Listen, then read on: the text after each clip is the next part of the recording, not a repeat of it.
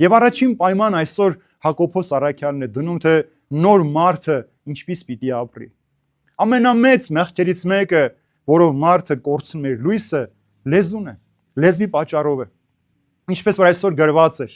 նա որ կարողանում էր լեզուն զսպել, նա կատարյալ մարդ է։ Եթե կա լեզուդ եւ քո լեզուն չարախոսությամբ է ապրում, անիծաբանությամբ է ապրում, տրտնջելով, դժգոհելով, բամբասելով, շողոքորթելով, քսմսվելով, հայոյելով,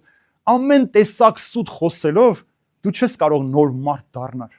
Ցավոք սրտի, սա ամենամեծ խնդիրն է այսօրվա աշխարհի եւ հատկապես քրիստոնյաների համար։ Ինչու մեր հոգեվոր կյանքի մեջ աճ չունենք, անդադար նույն հոգեվիճակի մեջ ենք, նույն շարժումներն ենք անում, նույն աղոթներն ենք անում, եւ մեր կյանքի մեջ գրեթե բան չի փոխվում։ Ոչ հասունանում ենք, ոչ հզորանում ենք, ոչ զորանում ենք մեր կյանքի մեջ եւ ոչ էլ կարող ենք հրաշքներ գործել։ Ինչու՞, որովհետեւ ինչքան որ հավատում ենք, այնքան էլ մեր լեզուն մեզանից առաջ է ընկնում մեղքեր գործելու համար։ Տեսեք ինչ գեղեցիկ օրինակ բերեց այսօր Հակոբոս Առաքյալը, ասում է՝ ձիու բերանը սանձ ես դնում, որ կողմ ուզում ես ձիուն տանում ես։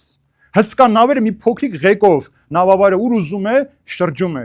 բայց լեզուն ոչ ոք չի կարողանում ղեկավարել։ Ամենափոքր, բայց ամենամեծ անիրավություն գործողը մեր մարմնի մեջ։ Մեր ամենափոքր օրգաններից մեկը, բայց ամենամեծ մեղքեր առաջացնողը մարդու մեջ, որ մարդը կորցնում է հարության խորհրդից նորոգության ամբողջ շրջանը անցնել եւ ապրել։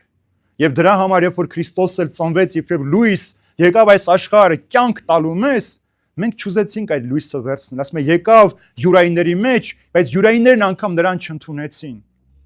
Շնորհքը, ողորմությունը Քրիստոս Հիսուսից է գալիս է մեր մեջ, բայց մենք շնորհն ու ողորմությունը դնում ենք մի կողմ, աշխարհի մեղքը վերցնում ենք եւ փորձում ենք այդ մեղքի մեջ ապրել, եւ մեր մեղքի մեջ գտնում ենք մեր անտեսանելի գերեզմանը, որից չենք կարողանում դուրս գալ։